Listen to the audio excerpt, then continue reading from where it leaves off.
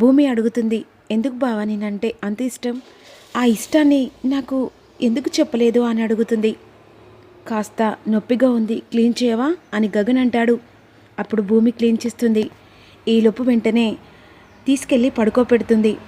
తెల్లారితే భూమి పుట్టినరోజు. ఆ పుట్టినరోజు వేడుకలు ఎలాగైనా తనకి ఒక మంచి గిఫ్ట్ ఇవ్వాలని చెప్పేసి మనసులో అనుకుంటాడు. ఈలోపు అమ్మ భూమి భోజనం చేస్తూ రాండమ్మా అని చెప్పేసి ఇద్దరు కలిసి ఫ్రెష్ అప్ అయి హాల్లోకి వస్తారు. రేపు పుట్టినరోజు భూమిది, చాలా గ్రాండ్గా సెలబ్రేషన్ చేయాలరా అని అంటుండగా భూమి చాలా ఏడుస్తూ ఉంటుంది. ఏమైందమ్మా, ఎందుకు ఏడుస్తున్నావు? నేను పుట్టినప్పుడే నా తల్లిని కోల్పోయాను. ఈ పుట్టినరోజు అనే మాట కూడా మర్చిపోయాను అత్తయ్య అని చెప్పేసి ఏడుస్తూ ఉంటుంది. అలా మాట్లాడకమ్మా, అయినా నీ పుట్టినరోజుకు అమ్మ లేకుంటేంది, అత్తలాంటి అమ్మ దొరికాను కదా అని అన్న తర్వాత శారదను హక్ చేసుకొని భూమి ఏడుస్తూ ఉంటుంది. గగన్ భూమికి ఏదో చేయాలి, సంతోషం పెట్టాలని చెప్పేసి మనసులో అనుకుంటారు. ఈలోపు శివ పూర్ణి ఇద్దరు కలిసి చలిమంట బయట వేస్తారు. ఆంటీ, బయట సాంగ్స్ పెట్టుకొని ఈరోజు నిద్రపోకుండా డ్యాన్స్ చేయాలి. సరే శివ, అమ్మ త్వరగా రండి అని చెప్పేసి అందరు కలిసి ఎంజాయ్ చేస్తుండగా భూమి మనసులో ఏదో తెలియని బాధ. తన తల్లిని కోల్పోయాను. నేను పుట్టినప్పుడే నా తల్లి ఆ మంటలలో చనిపోయింది. ఈరోజు నేను బ్రతికున్నానంటే దానికి కారణం బావ. మరోవైపు మా అమ్మ జన్మనిస్తే బావ పునర్జన్మ ఇచ్చాడు. ఇలా నేను ఉన్నాను సంతోషంగా అంటే అది మా బావే కారణం అని చెప్పేసి అలా గార్డెన్లో కూర్చొని ఏడుస్తూ ఉంటుంది. గార్డెన్లో కూర్చొని ఏడుస్తున్న భూమి అందరినీ అప్పుడు గమనిస్తే గగన్ వెంటనే ఏవియ ద్వారా ఎలాగైనా తన తల్లిని తీసుకొచ్చి భూమిని సంతోషపెట్టాలని చెప్పేసి వెంటనే తన ఫ్రెండ్కి కాల్ చేస్తారు. చెప్పరా ఈ విషయం అని చెప్పేసిన తర్వాత 10 నిమిషాల్లో చేస్తాను అని చెప్పేసి వెంటనే తన తల్లిని ఎదురు ప్రత్యక్షం చేయాలి. తన మనసులో బాధను తన తల్లికి చెప్పుకునేలా అప్పుడు హ్యాపీగా అవుతుంది భూమి అని చెప్పేసి ఈలోపు వెంటనే అన్నీ రెడీ చేసి పెడతాడు. అమ్మ భూమి తీసుకొని లోపలికి రాండి అని గగన్ అంటాడు. ఎందుకురా, చెప్తాను కదా, తన కళ్ళ గంతలు కట్టుకొని తీసుకొని రండి. సరే అమ్మ. భూమి, ఏంటత్తయ్యా, లోపలికి వెళ్దాం రా. భూమికి కళ్ళ గంతలు కట్టుకొని లోపలికి తీసుకెళ్తారు.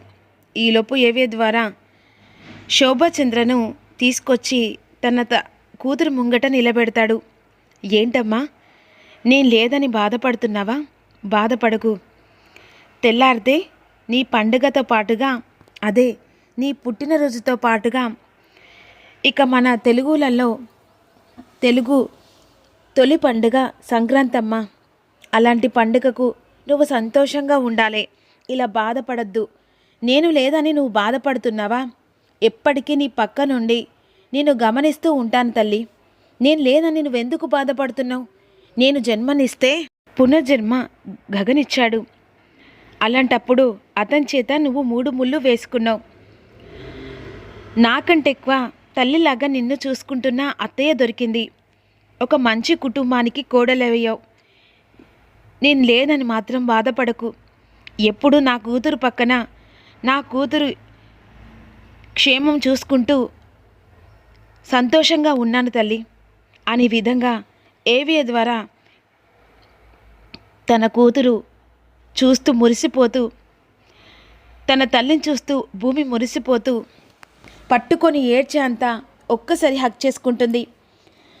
నువ్వు నా బంగారానివిరా. నా బంగారం అంటే ఏడవదన్నమాట. ఏడుస్తే ఈ అమ్మ బాధపడుతుంది.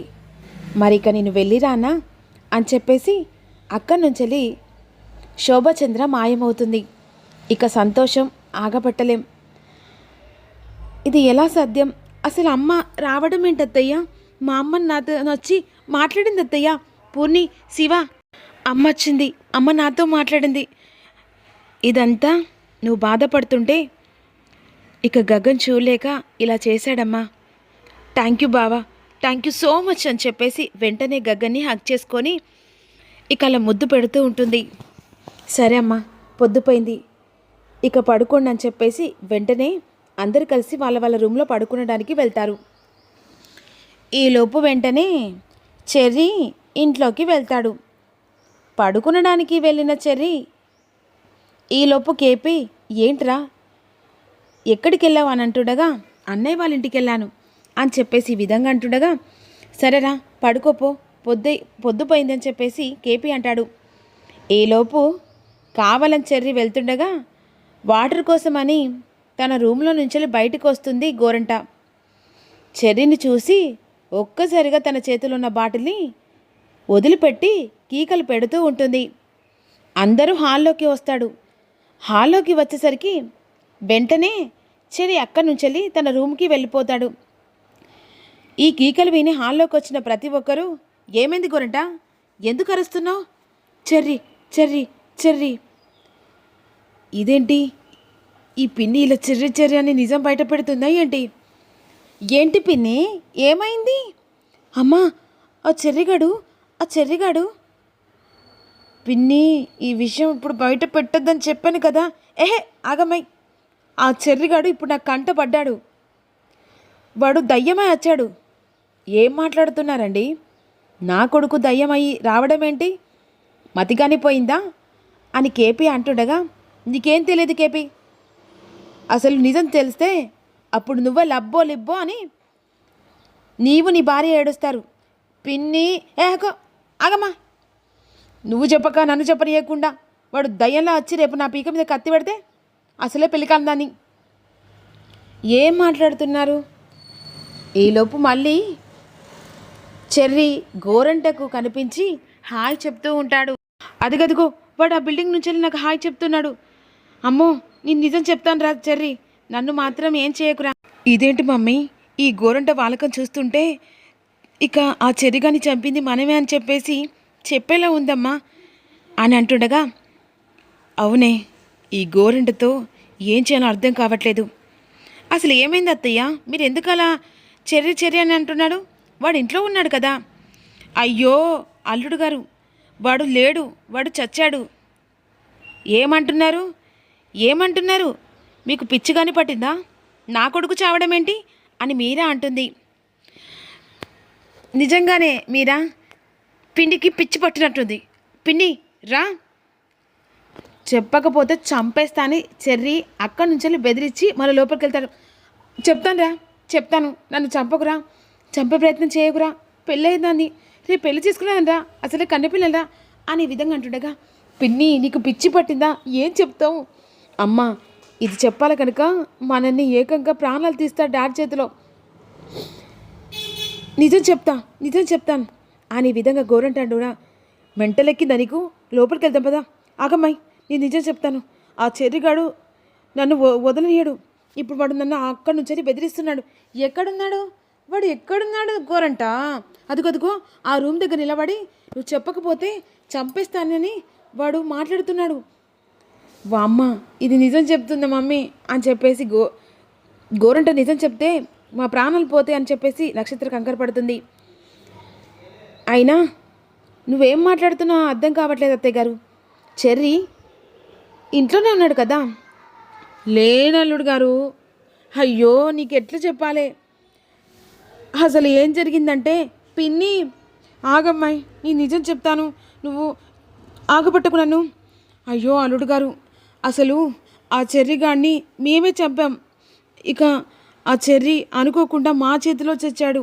అంతేకాదు అల్లుడు గారు, ఇక అపూర్వ మీకు ఎవ్వరికి తెలియకుండా గోతులో పాతి పెట్టొచ్చాం. ఇప్పుడు చెర్రీ బ్రతికిలేడు, చచ్చిపోయాడు. ఇదంతా నా వల్ల కాదు, ఇది నా మీద కూడా కాదు, అదంతా అపూర్వం చేసింది, నా కూతురు చేసింది. ఏం చేసింది? అసలు మీరు ఏం మాట్లాడుతున్నారో అర్థమవుతుందా అని చెప్పేసి కేపీ అంటూ ఉంటాడు. అయ్యో కేపీ, అసలు ఏం జరిగిందంటే అని చెప్పేసి ఈ విధంగా జరిగిన విషయం చెప్తుండగా ఒక్కసారిగా కేపీ శరత్చంద్ర షాకింగ్గా చూస్తూ ఉంటాడు. అంటే నా కొడుకును మీరందరూ కలిసి చంపారా అని చెప్పేసి కేపీ అంటుండగా మేమందరం కాదు, అపూర్వనే చంపింది, అపూర్వనే హత్య చేసింది ఆ చెర్రీని కావాలని చెప్పేసి భార్యాభర్తని విడగొట్టి ఎలాగైనా తన కూతురికి ఇంకో పెళ్లి చేయాలని చెప్పేసి అనుకుంది. నేనైతే అలా ఏం చేయలేదు. ఆ చెర్రీ ఇప్పుడు దయ్యమే వచ్చి నా ప్రాణం తీస్తానని బెదిరించాడు. అరే చెర్రీ, అందరి ముగ్గట్ని నిజం చెప్తానురా, ఇప్పుడు నన్నైతే చంపకురా అని చెప్పేసి ఈ విధంగా అంటుండగా ఈలోపు వెంటనే ఒక్కసారిగా ఆ మాటలు విని షాకే కిందికి వస్తాడు. అదే సమయానికి చెర్రీ చప్పట్లు కొట్టుకుంటూ వస్తుండగా ఒక్కసారిగా చెర్రీని చూసి అందరు కలిసి నోరెళ్ళబెడతాడు. చెర్రీ క్లాప్స్ కొట్టుకుంటూ వస్తూ ఉంటారు. ఇదే గోరంట, ఇదే నీలో నచ్చేది ఇదే. ఎందుకంటే నువ్వు నిజం చెప్తావని చెప్పేసి ఇలా కాస్త డ్రామా ఆడాను. అంటే నువ్వు చచ్చిపోలేదా చెర్రిగా? నేనెలా చేస్తాను? చచ్చిపోను కదా, మీరు చంపిన తర్వాత బ్రతికి వచ్చాను. ఏం మాట్లాడుతున్నారా మీరు, ఏం మాట్లాడుతున్నా అర్థం కావట్లేదు అని చెప్పేసి చిరచంద్ర అంటుండగా ఈ విషయం నన్ను కాదు మామయ్య, అత్తయ్యను నక్షత్రాన్ని అడిగేసరికి ఒక్కసారిగా కంగు తింటాడు. అసలు ఏం జరుగుతుంది ఇంట్లో అని చెప్పేసి కోపం తనసరికి ఇక షాకింగ్గా చూస్తూ ఉంటారు. మరి ఏం జరుగుతుంది? చిరచంద్రకు అపూర్వ బండారం తెలుసుకొని ఏం చేయబోతున్నాడు?